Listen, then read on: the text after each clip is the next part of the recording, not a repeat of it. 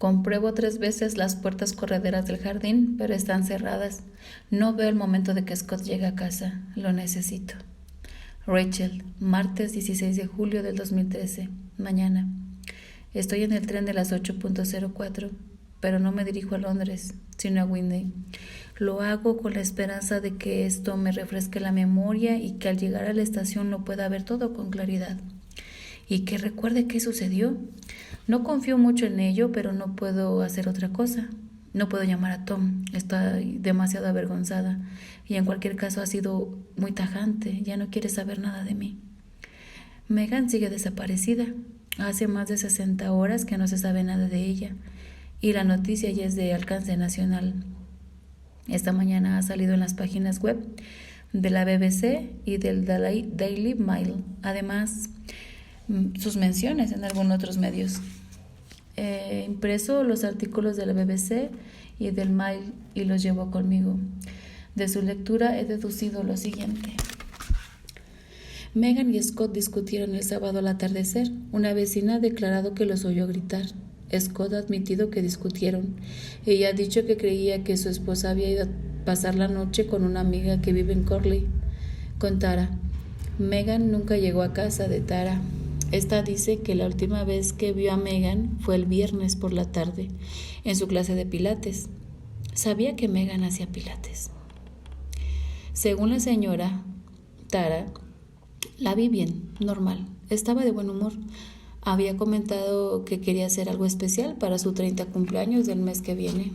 Megan fue vista por un testigo caminando rumbo a la estación de tren de Whitney, alrededor de las 7:15 de la tarde del sábado. Megan no tiene familia en la zona. Sus padres están muertos. Megan está desempleada. Antes dirigía una pequeña galería de arte en Whitney, pero cerró en abril del año pasado. Estaba segura de que Megan tendría inclinaciones artísticas. Scott es consultor informático autónomo.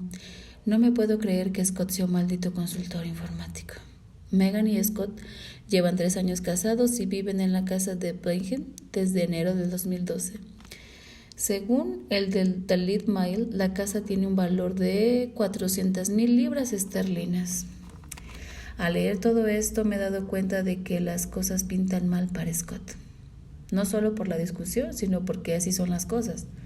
Cuando algo malo le pasa a una mujer, la policía sospecha primero del marido o del novio. En este caso, sin embargo, la policía no conoce todos los hechos. Solo están investigando al marido, seguramente porque no saben nada del novio.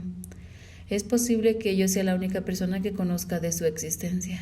Rebusco un trozo de papel en mi bolso. En el dorso del comprobante de pago de 2 botellas de vino, escribo una lista de explicaciones más posibles de la desaparición de Megan. Número 1. Ha huido con su novio, a quien quiere a partir de ahora me voy a referir como N. 2. N le ha hecho daño. 3. Scott le ha hecho daño. 4. Simplemente ha dejado a su marido y se ha ido a vivir a otra parte. 5. Alguien que no es N o Scott le ha hecho daño. Creo que la primera opción es la más probable, seguida de cerca por la cuarta, pues Megan es una mujer independiente y muy resuelta. Estoy segura de ello. Y si estuviera teniendo una aventura, bien podría haber necesitado marcharse para aclararse la cabeza, ¿no? La quinta no parece muy probable, pues ser asesinada por un desconocido no es algo tan común. Siento palpitaciones en la cabeza, en la herida, y no puedo dejar de pensar en la discusión que vi. O imaginé, o soñé la noche del sábado. Al pasar por delante de la casa de Megan y Scott, levanto la mirada. Puedo oír las pulsaciones del flujo sanguíneo en la cabeza. Me siento excitada. Tengo miedo. La luz matutina se refleja en las ventanas del número 15, confiriéndoles una apariencia de ojos ciegos. Tarde. Estoy acomodándome en el asiento cuando suena mi móvil. Es Katy. Dejo que salte el buzón de voz. Me deja un mensaje. Hola Rachel, solo llamo para asegurarme de que estés bien. Está preocupada por mí a causa de lo del taxi. Solo quería decirte que lamento lo que te dije el otro día. Ya sabes, lo de que tenías que marchar de la casa. No debería haberlo hecho. Mi reacción fue exagerada. Puedes quedarte en casa todo el tiempo que quieras. Hay una larga pausa y luego añade: llámame, ¿vale? Ven y directamente a casa, Rach, no vayas al pub. No tengo intención de hacerlo. Durante el almuerzo deseaba tomar algo después de lo que ha pasado en Whitney y esta mañana me moría por una copa, pero no la he tomado porque quería mantener la cabeza despejada. Hacía mucho tiempo que no tenía nada por lo que mereciera la pena mantener la cabeza así. Mi visita a Whitney esta mañana ha sido muy extraña. Me he sentido como si llevara siglos sin ir, aunque solo hubieran pasado unos días desde la última vez. Podría haberse tratado perfectamente de un lugar del todo distinto, la verdad, de una estación distinta en un pueblo distinto. Desde luego yo era una persona de todo distinta a la del sábado por la noche. Hoy no solo me sentía dolorida y sobria, sino que era bien consciente del ruido y de la luz. También estaba asustada por lo que pudiera encontrar, como si estuviese invadiendo una propiedad, así como me he sentido esta mañana, porque ahora es su territorio, el de Tom y Anna y el de Scott y el de Megan. Yo soy extranjera, ya no pertenezco a este lugar, y sin embargo, al mismo tiempo todo me resulta familiar. Desciendo los escalones de hormigón de la estación, paso por delante del kiosco y salgo a la avenida. Recorro media manzana hasta la bifurcación a la derecha, el arco del frío y húmedo paso subterráneo que cruza por debajo de las vías del tren. Y a la izquierda está la avenida estrecha, bordada de árboles y flanqueada por bonitas terrazas victorianas. Es como volver a casa, pero no a casa cualquiera, sino a la casa de mi infancia, un lugar que abandoné hace toda una vida. En la familiaridad de subir una escalera y saber exactamente qué escalón crujiría.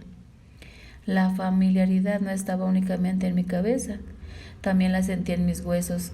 Era un conocimiento adquirido. De hecho, al cruzar por delante de la negra boca del paso subterráneo, he ido un poco más deprisa. No he querido pensar en ello porque cuando vivía en Whitney siempre caminaba un poco más rápido al llegar aquí.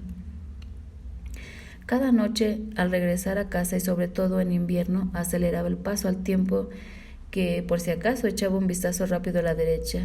Nunca había nadie.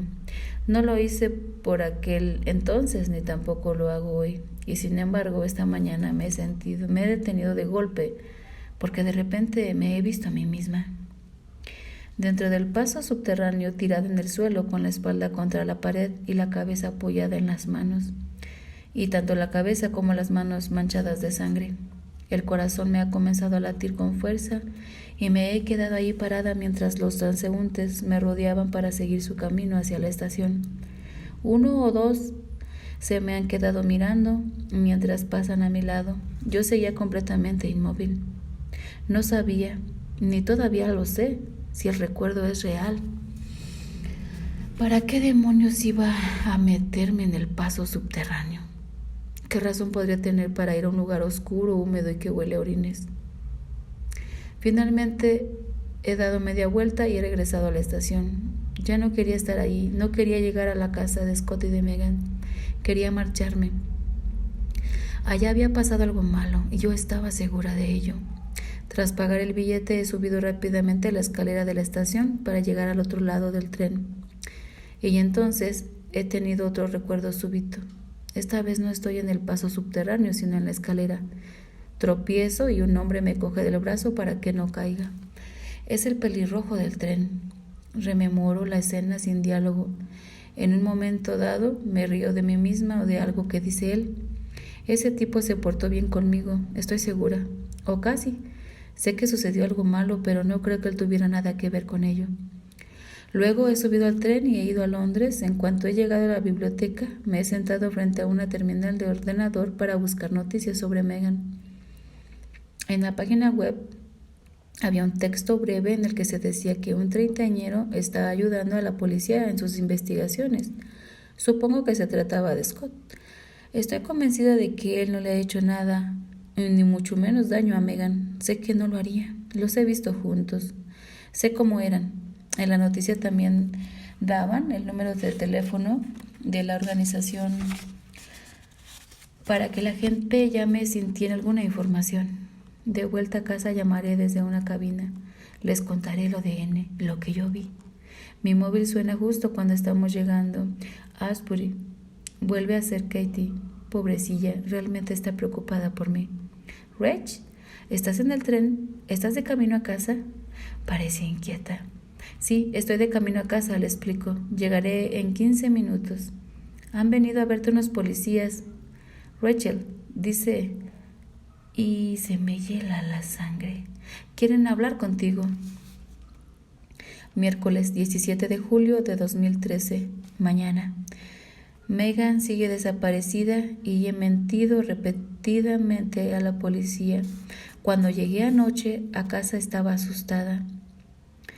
Intenté convencerme de que habían venido a verme por lo del accidente del taxi, pero eso no tenía ningún sentido. Ya había hablado con un policía en la escena del atropello. Estaba claro que había sido culpa mía. Así pues, la visita tenía que estar relacionada con los acontecimientos de la noche del sábado. Debía de haber hecho algo. Debía de haber cometido algún acto terrible que yo no podría recordar. Sé que parece improbable. ¿Qué podría haber hecho? ¿Ir a atacar a Megan? ¿Deshacerme de su cadáver en algún lugar y luego olvidarlo todo? Suena ridículo, es ridículo, pero sé que el sábado pasó algo. Lo supe en cuanto miré ese oscuro túnel que cruza por debajo de la línea del tren y la sangre se me congeló en las venas. Las lagunas mentales existen, y no me refiero únicamente al hecho de no recordar bien cómo regreso del club o a casa o haber olvidado aquello tan gracioso de lo que se habló en el pub. Es distinto, me refiero a una negrura absoluta, a horas perdidas que ya nunca se recordarán. Tom me compró un libro al respecto. No es algo muy romántico, pero estaba cansado de que le pidiera perdón por las mañanas cuando ni siquiera sabía por qué lo estaba haciendo. Creo que quería que me diera cuenta del daño que estaba causando y el tipo de cosas que podía ser capaz de hacer. Lo había escrito un médico, pero no tenía ni idea de si era riguroso. El autor aseguraba que las lagunas mentales no consistían solo en el hecho de olvidar lo que había sucedido, sino en no llegar ni siquiera a tener recuerdos. Su teoría se basaba en que uno alcanzaba un estado en el que la memoria de corto alcance deja de funcionar. Y cuando una persona se encuentra en ese estado, en la negrura más absoluta, no se comporta como lo haría normalmente, sino que se limita a reaccionar a la última cosa que cree que ha sucedido. Ahora bien, como no está creando nuevos recuerdos, en realidad no sabe cuál es la última cosa que realmente ha sucedido. Luego el autor contaba una serie de anécdotas, historias de carácter aleccionador para el bebedor con lagunas mentales. Había una de un tipo en Nueva Jersey que tras emborracharse durante la celebración del 4 de julio se subía a su coche, conducía varios kilómetros en dirección contraria y chocaba contra una furgoneta en la que iban 7 personas. La furgoneta estallaba en llamas y morían 6 de sus ocupantes. Al borracho no le pasaba nada, nunca llega a sucederles nada, ni siquiera recordaba haberse subido al coche. Luego había otro tipo, esta vez de Nueva York, que salía de un bar, conducía hasta la casa en la que se había criado, apuñalaba a sus ocupantes, se quitaba toda la ropa, regresaba a su casa en coche y se metía en la cama. A la mañana siguiente se despertaba hecho polvo, preguntándose cómo se encontraba y dónde estaría su ropa y cómo había llegado a casa, hasta que la policía aparecía por ahí. El tipo no descubría que la noche anterior había asesinado brutalmente a 2 personas sin ninguna razón aparente. De modo que suena ridículo, pero no es imposible. Y para cuando llegué anoche a casa, me había convencido a mí misma de que estaba implicada de algún modo en la desaparición de Megan.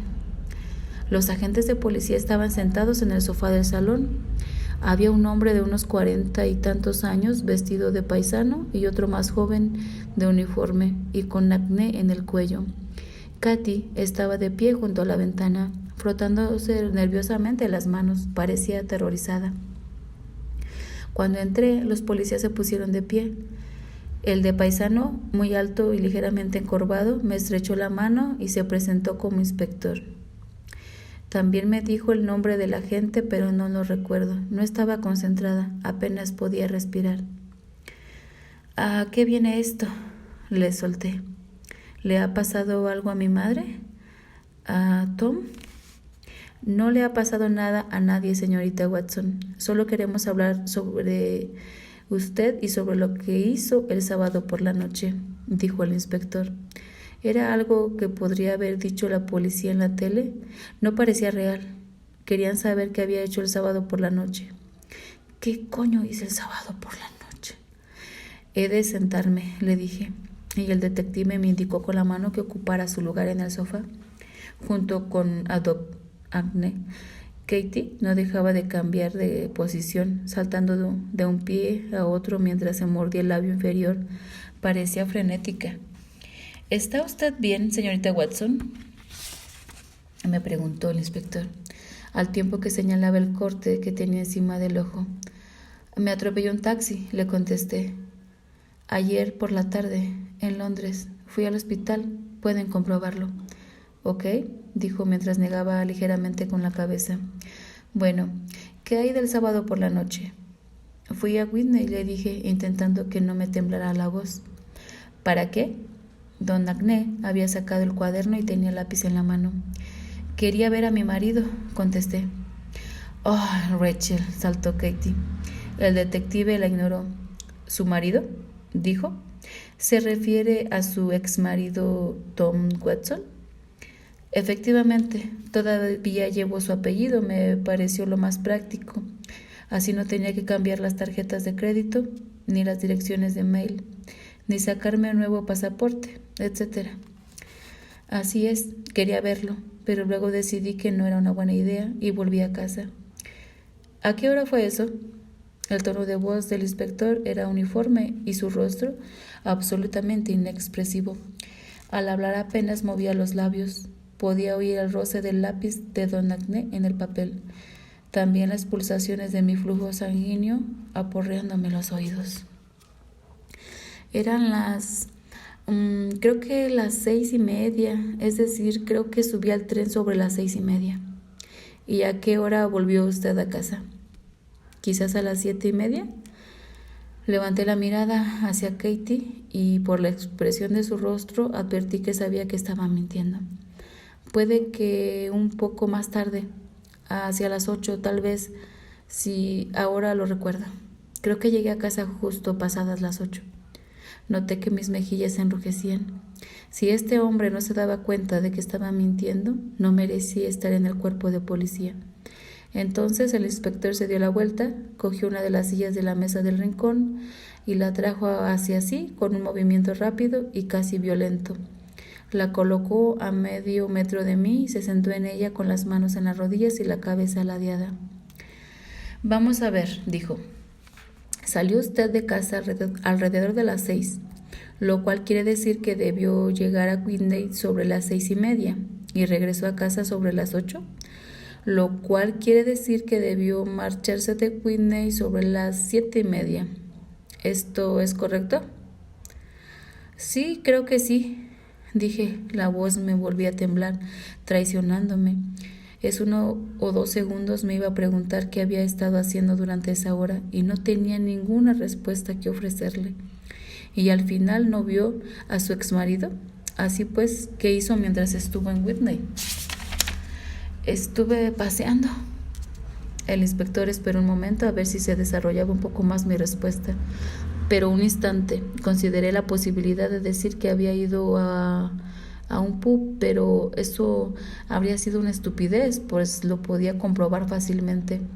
Me preguntaría a qué pub había ido y si había hablado con alguien. Mientras pensaba qué podía decirle, me di cuenta de que no se me había ocurrido preguntarle por qué querrá saber dónde había estado el sábado por la noche.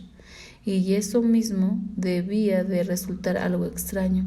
Seguramente me hace parecer culpable. ¿Habló usted con alguien?, me preguntó como si me hubiera leído el pensamiento. ¿Entró en algún lugar, una tienda, un bar?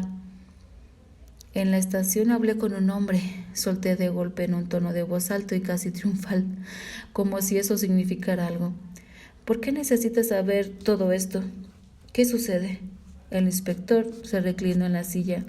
Tal vez haya oído que desapareció una mujer de Whitney. Se trata de una mujer que vive en Breckenridge, o apenas unos metros de la casa de su ex marido.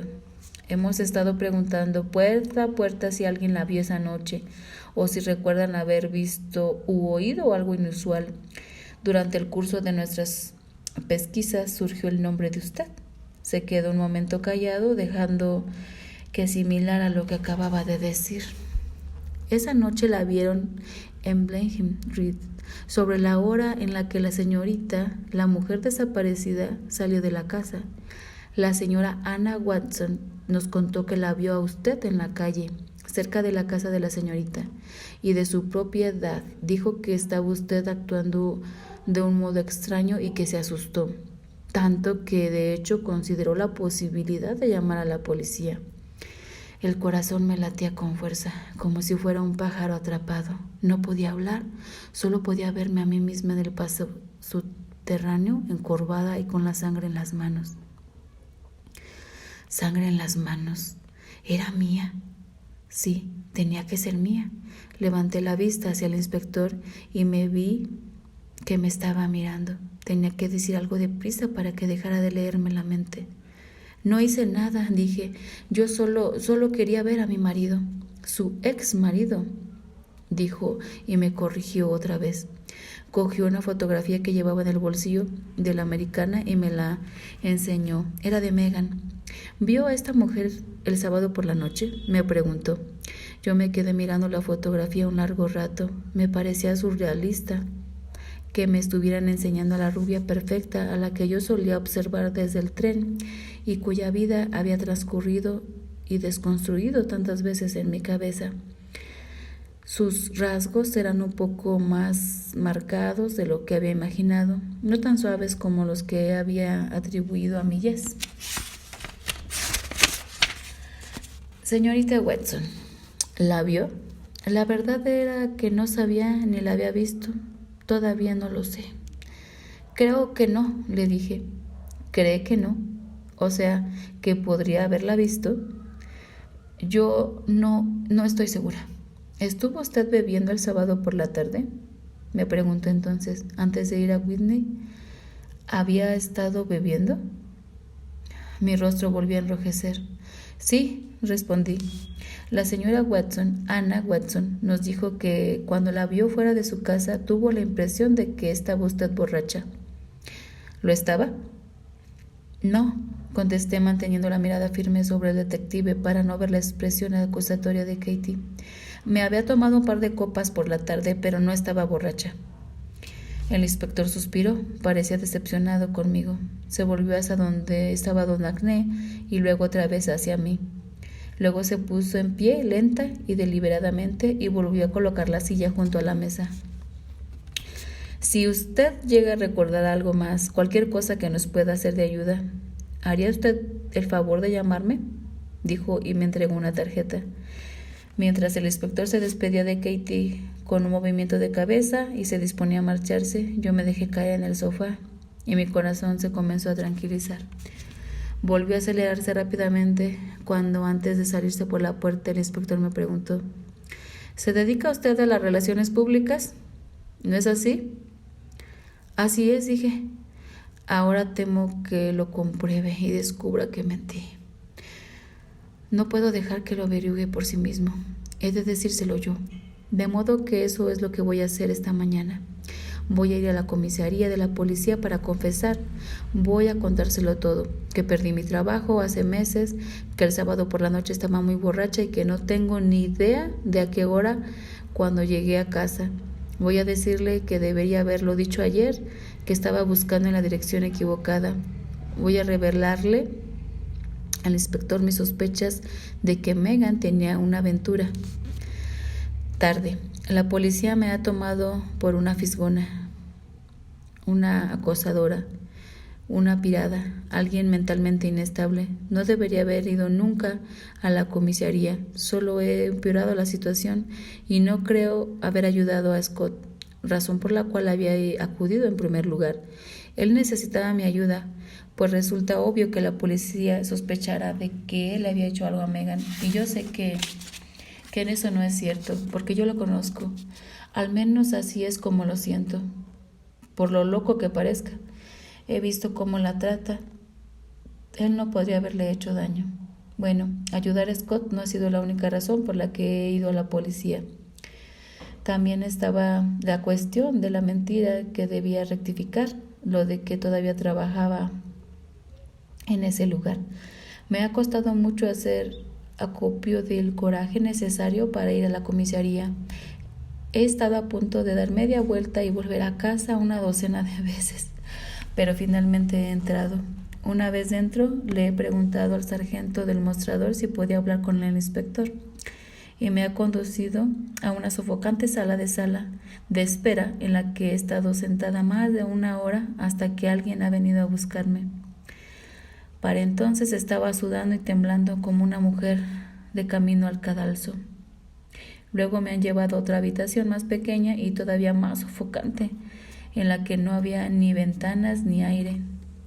Ahí he permanecido 10 minutos más hasta que por fin ha llegado el inspector, junto con una mujer también de paisano.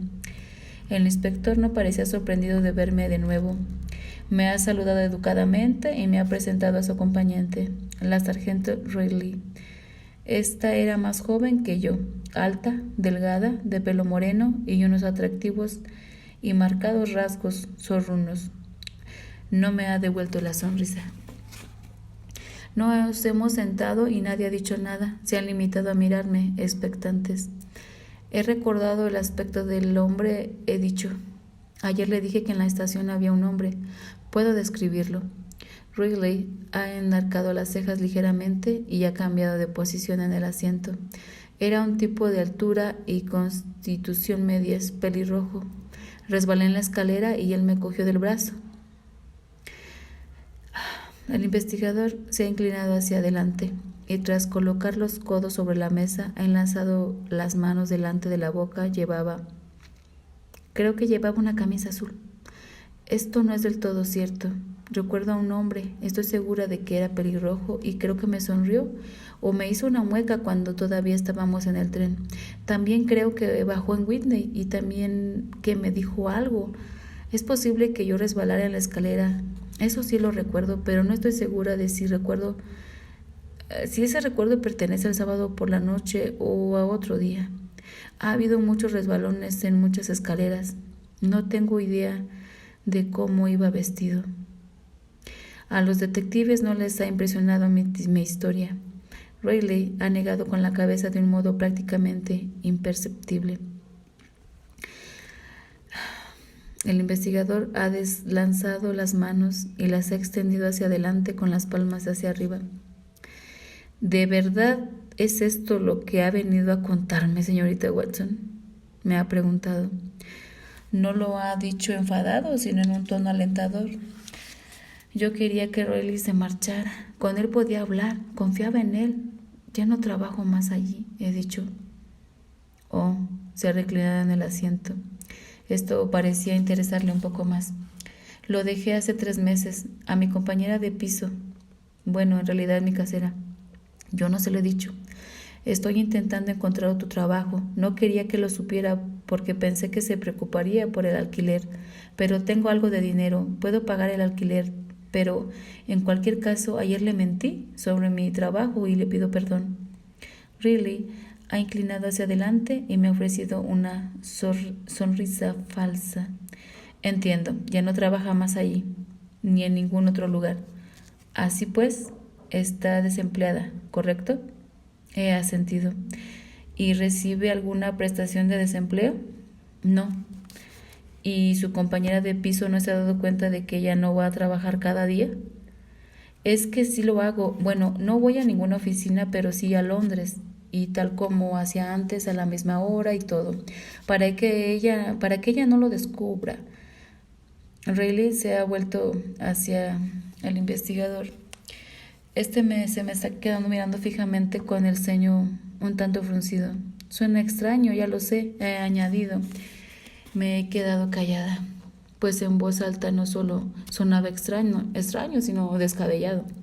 Así pues, cada día hace usted ver que va a trabajar, me ha preguntado. Rayleigh también con el ceño fruncido, como si estuviera preocupada por mí, como si pensara que estoy completamente trastornada. Yo he respondido muy poco, es más, ni he asentido ni he dicho nada. He permanecido en silencio. ¿Puedo preguntarle por qué dejó su trabajo, señorita Watson? No tenía ningún sentido que mintiera. Si antes de esta conversación no se les había ocurrido comprobar mi historia laboral, estaba condenadamente claro que ahora sí lo harían. Me despidieron, he dicho. La despidieron, ha repetido Rayleigh. En su tono de voz se podía percibir una ligera nota de satisfacción. Estaba claro que era la respuesta que esperaba. ¿Y a qué se debió el despido?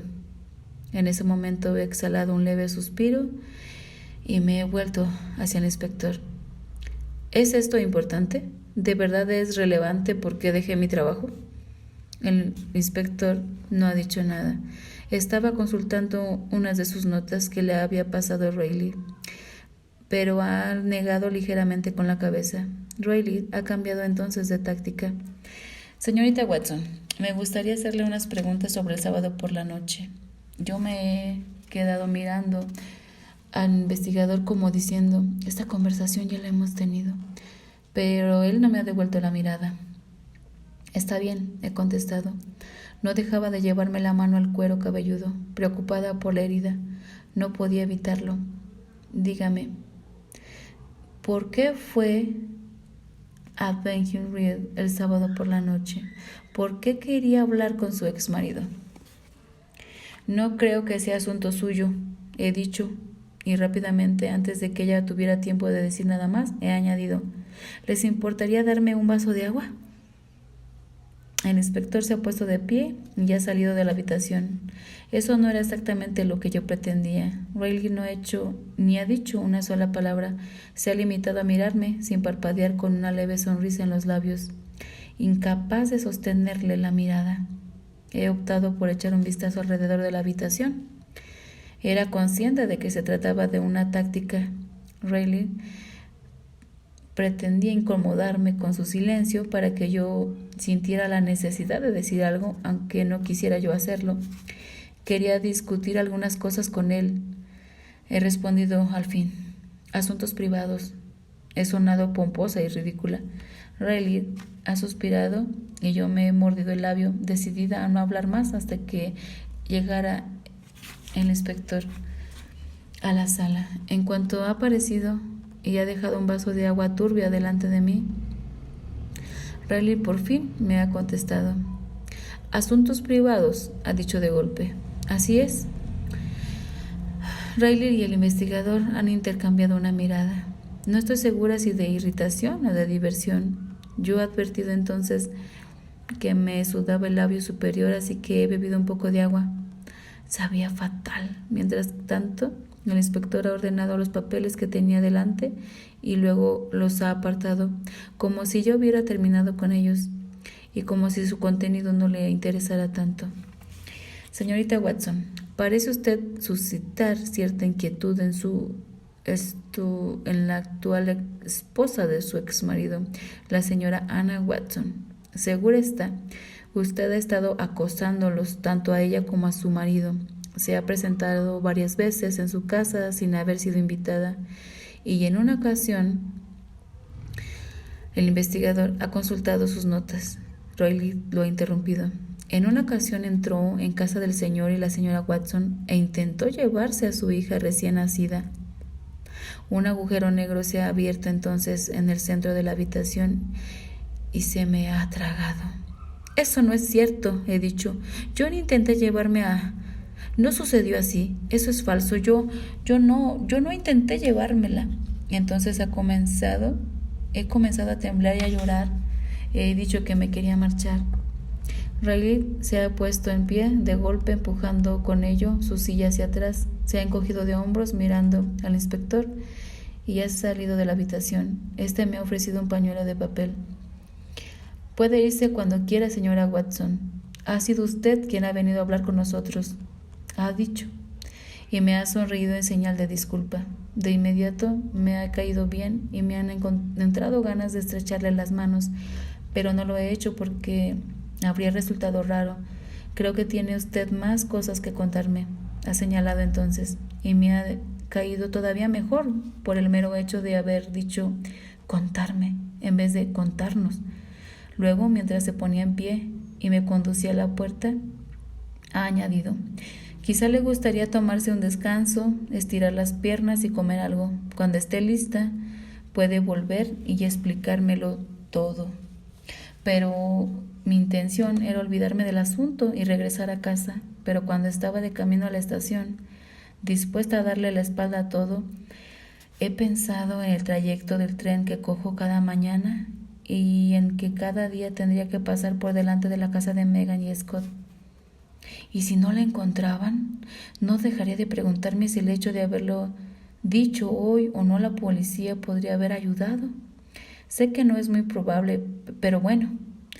¿Y si acusaban a Scott de haberle hecho daño solo porque no llegaban a conocer la existencia de N?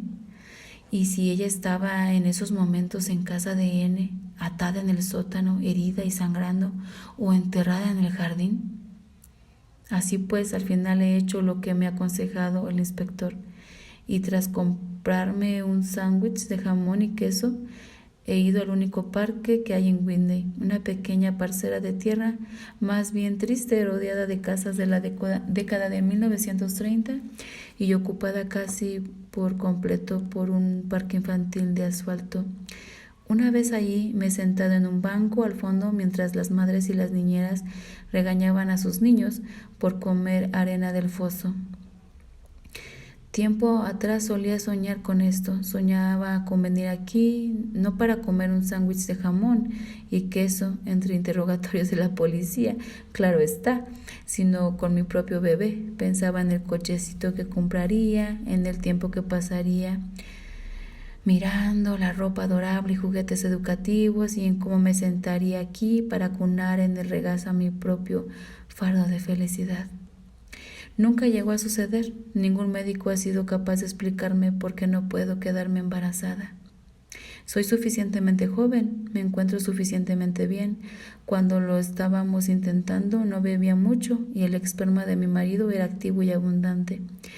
Simplemente no pasó. No sufrí la desgracia de un aborto natural. Cuando llegué a quedarme embarazada, hicimos una ronda de fecundación in vitro, la única que pudimos permitirnos, y tal y como todo el mundo nos advirtió, resultó desagradable e infructuoso. Lo que no me dijo nadie fue que se cargaría nuestra relación. Pero lo hizo. Más bien, a mí me hizo añicos y yo me cargué nuestra relación. El problema de ser estéril es que no se puede huir de ello. No cuando eres treintañera. Mis amigas estaban teniendo hijos, las amigas de mis amigas estaban teniendo hijos, y por todas partes había fiestas para celebrar embarazos, nacimientos o el primer aniversario de un hijo. Mi madre, nuestros amigos, los colegas del trabajo. ¿Cuándo iba a ser mi turno? En un momento dado, nuestra falta de hijos se convirtió en un tema aceptable de conversación de los almuerzos de los domingos. No entre Tom ni yo, sino en general, que estábamos intentando, qué deberíamos hacer. ¿De verdad pensaba beber otro vaso de vino? Todavía era joven y ya había mucho tiempo, pero el fracaso a la hora de quedarme embarazada terminó por envolverme como una manta, abrumándome y amargándome hasta que perdí toda esperanza. Por aquel entonces me molestaba el hecho de que siempre se considerara que era culpa mía y que era yo la que estaba haciendo algo que no debía. Pero tal y como demostró la velocidad con la que dejó a Ana embarazada, nunca hubo ningún problema con la virilidad de Tom. Yo estaba equivocada al pensar que debíamos compartir la culpa. Era toda mía.